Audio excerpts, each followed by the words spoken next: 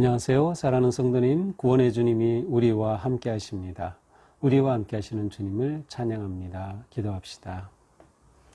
하나님, 감사합니다. 주님의 아름답고 거룩한 이름을 찬양합니다. 오늘도 주님 말씀 앞에서 저희들의 삶을 돌아보며 또 주시는 말씀으로 우리의 몸과 마음과 영혼을 주님 앞에 반듯하게 세워갈 수 있도록 함께하여 주시옵소서.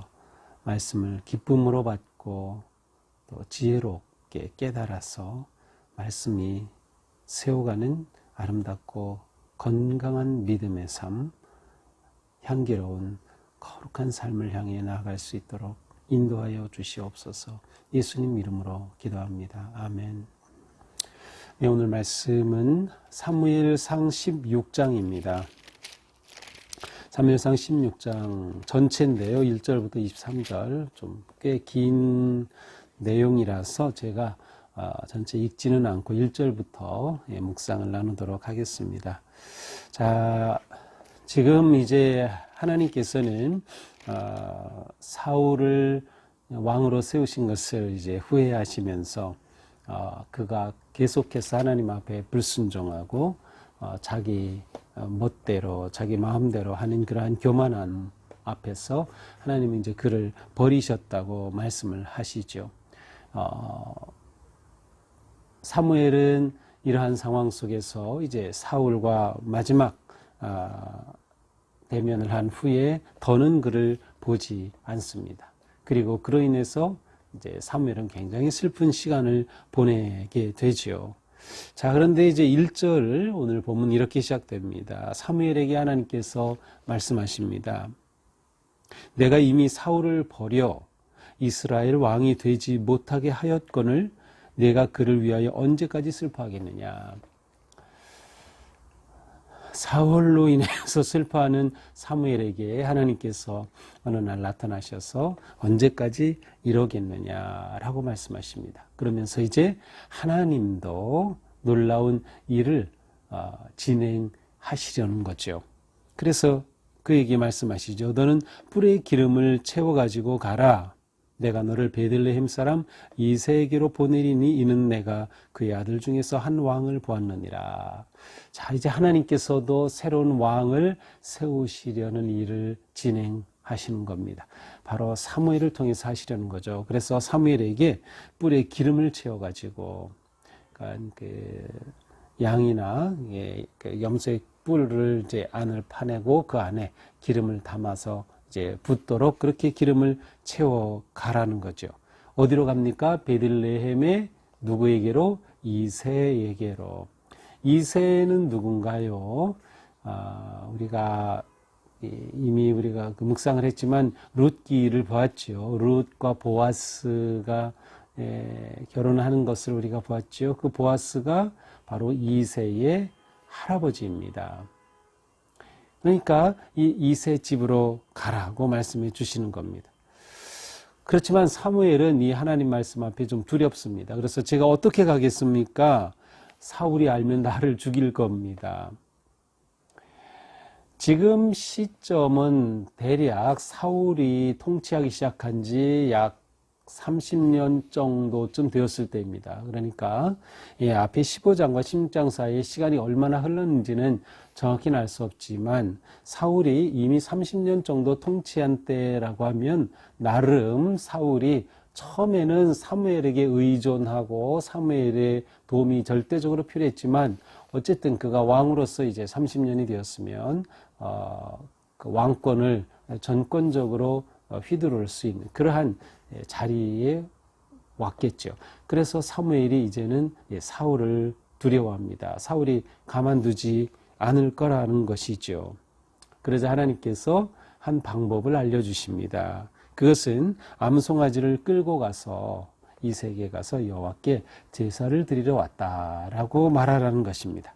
요즘으로 말하면 가정예배 왔습니다. 가정신방 왔습니다. 라고 말하면서 이새의 집을 방문하라는 것이죠. 그러면서 이새를 이 제사에 초청하라라는 것입니다. 그러면서 과연 누구를 왕으로 쓸지는 너에게 내가 알려주겠다라는 것이죠. 자, 이러한 상황에서 이제 사무엘이 이새를 방문하게 됩니다. 자, 이새가 사무엘이 마을로 들어가자 이 동네 사람들이, 성읍의 장로들이 떨면서 사무엘에게 나와서 평강을 위하여 오시는 겁니까? 라고 묻습니다. 떨면서 나왔다. 이게 사무엘이 갑자기 나타났으니 말이죠. 이게 예언자가 갑자기 나타났으면 이게 무슨 큰 일이 있는가 보다. 우리에게 어떤 심판을 내리시려는 것일까? 그들이 두려움에 이제 사무엘에게 평강을 위해 오신 겁니까? 아니면 우리를 벌하려고 오신 겁니까? 이렇게 이제 두려움에 물어봅니다. 그러자 사무엘이 평강을 위한 것이다 라고 말하죠. 그러면서 내가 여호와께 제사 드리러 왔다. 그러니까 스스로 성결하게 하고 와서 나와 함께 제사하자. 그리고 이새와 그 아들들 다 성결하게 하고 제사에 와야 한다라고 제사에 초청합니다. 그들이 이제 사무엘의 초청에 응해서 그 자리에 오게 되죠. 그들이 오는데 사무엘이 보니까 엘리압이라고 하는 이새의 큰아들이 딱 나타나는 겁니다. 야, 보니까는 키도 크고 아주 잘생기고 너무 마음에 들어요. 그래서 하나님께서 기름 부으실 자가 과연 내 앞에 있도다라고 하면서 너무 좋아가지고 그에게 기름을 막 부으려고 하니까 하나님께서 사무엘에게 말씀하셔요. 그의 용모와 키를 보지 말아라. 자, 용모와 키를 보지 말아라. 이스라엘은 지금 용모와 키를 보았다가 실패한 거죠. 사울이 그랬습니다. 사울은 키가 엄청 컸어요. 다른 사람들보다 어깨 높이가 더 있었으니까. 꼭 초대 왕으로 세운 사울이 일종의 표본이 된 셈이에요. 그러니까 사무엘은 키가 크고 잘생겼으니 왕이다. 자기도 모르게 그렇게 생각했던 거죠. 그러나 하나님은 아니라는 겁니다. 내가 이미 그를 버렸다. 이 엘리압 아니야. 내가 보는 것은 사람과 같지 아니하니 사람은 외모를 보거니와 나 여호와는 중심을 보느니라. 자, 너무도 유명한 말씀이죠. 사람은 외모를 보거니와 나 여호와는 중심을 보느니라. 하나님은 중심을 보신다. 사무엘이 외모를 보고 그렇게 감탄하며 왕인가 보다라고 했지만 그게 아니라고 말씀해 주셔요. 자, 여기서 외모라고 하는 이 단어는 눈이라는 단어예요. 눈. 그러니까 눈을 중심으로 한 얼굴 생김새를 말하는 것을 의미합니다. 코로나 기간 동안 마스크를 하고 있었죠. 그래서 우리는 눈밖에 볼 수 없었죠. 하지만 눈이 정말 아름답다는 걸 느끼지 않으셨나요? 이 코로나 기간 동안에 마스크를 하고 있는 그 상대방이 누구이든 참 사람은 눈이 얼굴에서 굉장히 중요한 역할을 하는 것 같아요. 자, 바로 그러한 단어예요. 외모, 눈이란 단어이지만 바로 눈을 중심으로 얼굴의 그러한 생김새죠. 또 하나님께서는 중심을 보신다. 중심이라는 것은 마음이란 뜻이에요. 마음이란 단어예요. 그러니까 하나님은 마음을 보신다. 자, 그런데 여기서 외모는 무엇을 말하는가 하면 사람이 판단하고 평가할 수 있는 것들입니다. 사람이. 중심이라는 것은 하나님이 보시고 평가할 수 있는 것을 중심이라고 합니다. 그러니까 중심은 사람으로서는 볼 수 없어요. 겉으로 드러나지 않기 때문에. 하지만 하나님은 보실 수 있는 것이죠. 그래서 사람이 보는 것을 외모다 하고 하나님이 보시는 것을 마음 혹은 중심이다. 이렇게 여기서 표현하고 있는 것이죠. 자, 그 다음 둘째 아들 아비나답이 지나갑니다. 아비나답도 아주 준수하지만 그러나 그냥 지나가요. 삼마도 지나가죠. 그렇게 해서 이새가 7 아들을 다 보였는데 하나님께서는 어느 누구도 왕이라고 말씀하시지 않는 겁니다. 그래서 사무엘이 이새에게 물어보죠. 이게 내 아들 전부 다이냐? 그러자 이새가 말합니다. 아직 막내가 남았습니다. 그는 지금 양을 지키고 있습니다.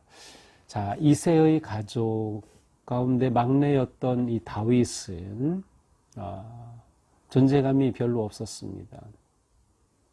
그리고 이렇게 가족들이 다 제사에 모이는 자리에도 초대받지 못했어요. 양을 치고 있는 노동과 집안일을 그저 하고 있는 그러한 막내 아들일 뿐이죠. 이 가족 가운데서도 별로 존재감이 없는 그러한 다윗, 소외된 다윗. 하지만 그가 지금 양을 치고 있다는 것은 그가 얼마나 열심히 성실하게 생활하고 있는가라고 하는 것을 보여주기도 합니다. 사무엘이 얼른 이새에게 데려오라고 말하죠. 그러자 이새는 바로 이 다윗을 데려옵니다. 그를 데려오지 않으면 사무엘이 내가 식사 자리에 가지 않겠다. 또 원래 식사 자리라는 단어는 이 원문에는 없어요. 그래서 그렇게 생각한다면 내가 이곳을 떠나지 않겠다. 데려와야만 내가 행동하겠다라고 말을 합니다. 자, 그래서 다윗이 왔습니다. 와서 보니까 12절 그의 빛이 붉고 눈이 빼어나고 얼굴이 아름답더라. 그의 얼굴 빛이 아주 붉어요. 눈이 빼어나요. 얼굴이 아름다워요. 저는 이 말씀을 볼 때 항상 좀 의아합니다. 왜냐하면 하나님은 외모를 보지 않고 중심을 보신다고 해놓고서는 다윗이 나타나는데 다윗이 얼굴이 아주 붉고 눈이 빼어나고 얼굴이 아름답다. 또 외모를 말씀하시잖아요. 도대체 이게 하나님 왜 이러십니까? 결국 하나님도 외모를 가지고 보시는 겁니까? 하는 그러한 그 생각이 들었던 기억이 납니다. 자, 그런데 여기서 그의 눈을 구체적으로 이렇게 지적하고 있어요. 눈이 빼어나다. 눈은 보는 것이죠. 다윗에게는 남다른 눈이 있었어요. 다윗은 남이 보지 못하는 것을 보는 눈. 좀 더 좁힌다면 다윗에게는 하나님의 마음을 읽을 줄 아는 눈이 있었습니다. 물론 여기서 이 표현이 그것을 담고 있는지는 모르겠어요. 왜냐하면 이렇게 표현한 것은 하나님이 보실 때 중심을 보셔서 합당한 다윗을 택하신 것이지만 이것을 표현하는 데 있어서는 사람들이 이해할 수 있게 하나님 보시기에 하나님이 중심을 보셨을 때 그 빛이 붉고 눈이 빼어나고 얼굴이 아름다운 모습이다. 이렇게 보는 것도 괜찮을 것 같습니다.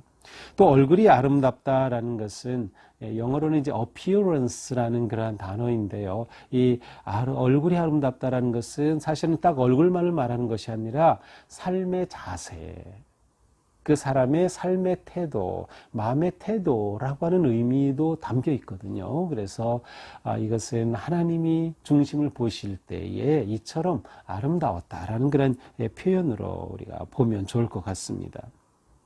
자, 다윗이 이러한 모습인데 사무엘은 어쩌면 이러한 다윗을 보았을 때 별로 그렇게 감동이 없었던 것 같아요. 그래서 그가 그냥 앉아 있는 겁니다. 그래 하나님께서 말씀하셔요. 일어나서 기름을 부어라. 그래서 사무엘이 얼른 일어나서 다윗에게 기름을 붓게 됩니다.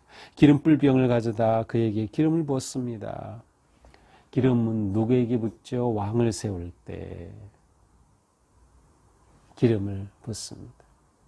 물론 또 예언자를 세울 때, 제사장을 세울 때에도 기름을 붓죠. 기름을 붓는 것 자체가 엄청난 의미가 담긴 행동이죠. 자, 그런데 기름을 부은 후로 그날 이후 다윗이 여호와의 영에게 크게 감동되니라. 다윗이 하나님의 영에 감동이 되었습니다. 자, 하나님은 이처럼 택하신 자에게 감동하시고 은혜를 부어주시는 겁니다. 성령이 감동한 다윗이 된 것이죠. 이렇게 하나님은 다윗을 준비시키고 계십니다. 아직 다윗이 왕이 되기에는 엄청난 일들이 있어야 됩니다. 우리가 그것을 보게 되겠지만 다윗은 하나님의 영에 감동된 그러한 새로운 인생, 왕이 되기 위한 길을 출발하게 되는 것이죠. 자, 사무엘은 이제 얼른 떠나서 고향으로 돌아갔습니다. 자, 이때 사울의 상태는 어떠한가? 14절, 여호와의 영이 사울에게서 떠나고, 자, 13절과 대조죠. 하나님의 영이 다윗에게 감동이 되었을 때 여호와의 영이 사울에게서는 떠났습니다. 사울도 그가 왕으로 세워질 때 하나님의 영이 그에게 강력하게 임했고 그가 예언도 하고 막 그랬잖아요. 그런데 그 하나님의 영이 임했던 사울에게서 영이 떠나갔습니다. 이제 하나님의 거룩하신 영이 떠나가니까 악령이 그를 번뇌케 하였어요. 악령이라는 것은 특별히 악한 어떤 영이라기보다는 이 영이 사울에게 고통을 주고 사울에게 아픔을 주고 악을 내리는 그러한 일을 하는 영이라는 그러한 뜻이에요. 그리고 이것은 하나님이 내리셨다라고 됐어요. 여호와께서 부리시는 악령이라고 돼 있어요. 그래서 이것은 하나님의 통제 아래서 이런 일이 일어났다. 하나님께서 사울에게 이렇게 행하셨다는 것을 보여줍니다.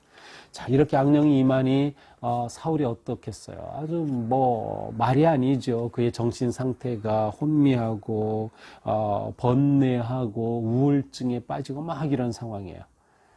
자, 그런데 신하들이 사울에게 이러한 때에는 수금을 잘 타는 사람을 구해서 수금을 연주하면 마음이 평안해지고 회복되고 위로를 얻을 수 있습니다.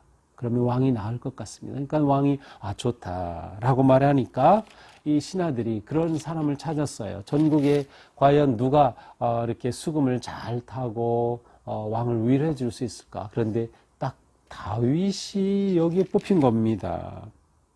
이새의 아들을 본즉 수금을 탈 줄 알고 용기와 무용과 구변이 있는 준수한 자라. 다윗에 대한 평가죠. 다윗은 음악을 잘했어요. 거기에다가 용기가 있었고요. 양을 치고 양을 목축을 하려면 맹수들을 쫓아내야 하고 밤에 지켜야 하고 용기가 필요했어요. 무용, 역시 무용과 구변, 이건 신중하고 지혜롭게 말하는 것을 말해요. 구변이 말도 이렇게 아주 지혜롭게 할 줄 알았어요. 준수한 다윗이었어요. 그러니까 사울이 이러한 다윗을 소개받고 마음에 딱 들었죠. 그래서 다윗을 불러오게 됩니다.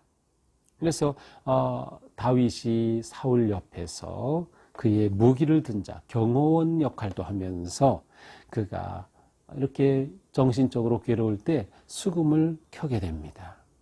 그렇게 되면 어떻게 됩니까? 23절, 하나님이 부리치는 악령이 사울에게 이를 때에 다윗이 수금을 들고 와서 손으로 탄즉 사울이 상쾌하여 낫고 악령이 그에게서 떠나더라. 다윗이 연주할 때 사울의 마음이 치유됩니다. 음악 치유가 바로 여기서 시작되지 않았을까요? 음악 치료가 여기서 일어납니다. 다윗이 수금을 잘 타는. 자, 다윗이 이렇게 악기를 잘 연주했다는 것은 나중에 무엇과 연결이 됩니까? 다윗이 성전에서 찬양대를 조직하고 예배를 영광스럽게 드리는 그러한 일을 하게 되는 그런 아주 중요한 실력이 됩니다. 그래서 우리가 지금 예배 드리는 것의 기원이 다윗이 이렇게 음악적으로 예배하고 제사하도록 했던 것에 기원을 두고 있어요. 참으로 놀라운 일이죠. 자, 이것이 오늘의 본문입니다. 자, 오늘 말씀을 보면서 자, 우리는 끊임없이 과거의 어떤 그 아픔과 실패, 절망을 계속 극복해내야 한다는 것을 보게 됩니다.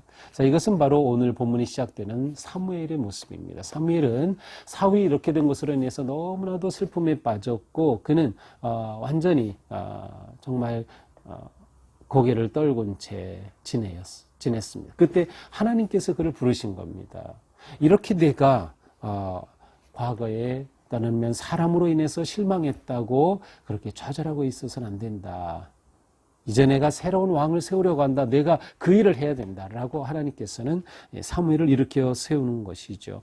하나님은 언제나 우리에게 새로운 문을 열어주십니다.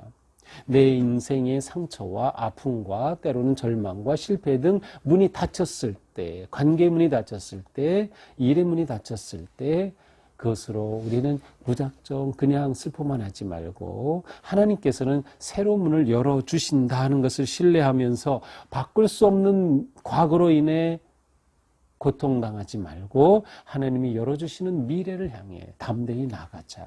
그래서 우리가 이러한 때 기도하는 겁니다. 하나님께 맡기고 기도하면서 주님, 제 인생의 문을 열어주세요. 제 인생의 길을 열어주세요. 라고 하는 것이 있죠. 하나님께서 열어주시는 그러한 인생이 우리에게는 언제나 기회로 놓여 있습니다. 그래서 우리가 그 주님을 의지하고 신뢰하고 구하는 것이 매우 중요하죠. 또한 우리는 오늘 본문에서 가장 중요한 포인트, 그렇죠. 하나님은 중심을 보신다는 거예요. 하나님은 중심을 보신다. 이 세상은 무엇을 봅니까? 외모를 보고, 능력을 보고, 스펙을 보고, 경험을 보고, 기술을 보고, 더 나아가서는 인맥도 중요하죠. 그러나 하나님께서는 바로 중심을 보셔요. 내면을 보셔요. 마음을 보시죠. 어떤 마음일까요?